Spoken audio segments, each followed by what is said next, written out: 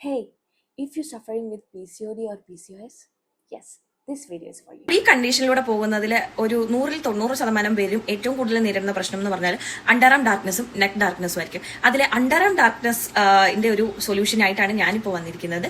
അപ്പോൾ നമുക്ക് ഇഷ്ടപ്പെട്ട ഡ്രസ്സ് സ്ലീവ്ലെസ് ഇടാൻ പറ്റുന്നില്ല, ബാഡ് സ്മെൽസ് വരുന്നു, അങ്ങനെ കുറേ ഇഷ്യൂസ് ആണ് ഇതിനുള്ളത്. കമ്പാരിറ്റീവ്ലി നോർമലായിട്ടുള്ള ആളുകളിൽ നിന്നും കുറച്ചുകൂടെ ഡാർക്ക്നെസ് നമുക്ക് കൂടുതലാണ്. അപ്പോൾ നമുക്ക് ഭയങ്കരമായിട്ട് അത് ഇൻസെക്യൂരിറ്റീസ് ഉണ്ടാക്കുന്നു. അപ്പോൾ അങ്ങനെയുള്ളവർക്ക് വേണ്ടിയിട്ടാണ് ഈ video. First of all, this is not a promoting video. Okay, ഇത് എന്റെ അനുഭവത്തിൽ നിന്ന് എനിക്ക് കിട്ടിയ റിസൾട്ട് നിങ്ങളോട് ഷെയർ ചെയ്യുന്നത് മാത്രമേ ഉള്ളൂ. കാരണം PCOS PCOD പോലത്തെ കണ്ടീഷൻ ഫേസ് ചെയ്യുന്നവർക്ക് നോർമലി ഡീമോട്ടിവേറ്റഡ് ആവാൻ ഉള്ള ടെൻഡൻസി വളരെ കൂടുതലാണ്.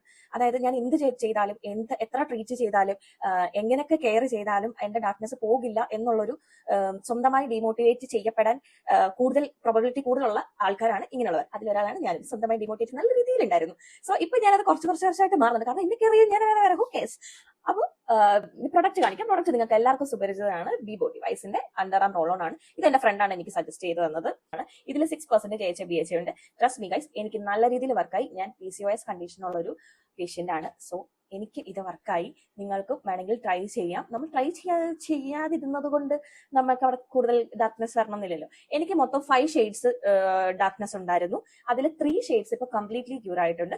ഇനി 2 ഷെയ്ഡ്സ് കൂടെ മാറിയാൽ മതി. ഞാൻ ഇത് ഓൾറെഡി കഴിഞ്ഞു.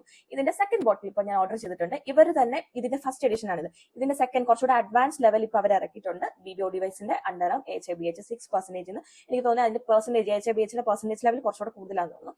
അപ്പോൾ താല്പര്യമുള്ളവർ ഒന്ന് ഉപയോഗിച്ച് നോക്കാം. എന്നിട്ട് കമന്റ്. PCOS PCOD ഉള്ളവരുടെ പ്രത്യേകം ശ്രദ്ധിക്കുക. മര്യാദയ്ക്ക് ഡീമോട്ടിവേറ്റഡ് ആവാതിരിക്കണം മിസ്റ്റർ. നിങ്ങളെന്നൊക്കെ നിങ്ങൾ മാത്രമേ ഉള്ളൂ.